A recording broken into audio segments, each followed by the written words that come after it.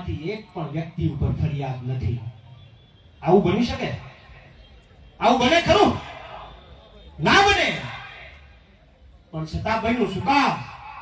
કારણ કે આખું ભાજપ દ્વારા ષડયંત્ર ગોઠવાયેલું હતું. અને જ્યારે પોલીસ સ્ટેશનમાં ખેડૂતોને લઈ જવામાં આવ્યા ત્યારે દુઃખની વાત એ છે કે કોઈને એમ પૂછવામાં નતું આવતું કે તું પથ્થર ફેંકવામાં હતો કે નહીં. એટલું નતું પૂછવામાં આવતું. પૂછવામાં એટલું જ આવતું હતું કે પાર્ટીમાં તારો કયો હોદ્દો છે, તું કયા જિલ્લામાંથી આવ્યો છે.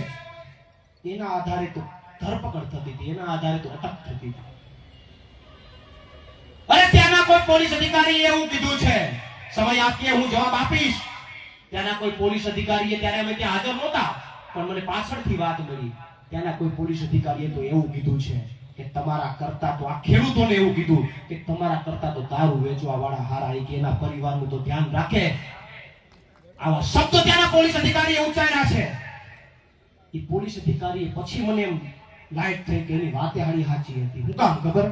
દારૂ વેચવા વાળા હપ્તો આપે, એના કમાવ દીકરા છે, ખેડૂતો તો શું આપે.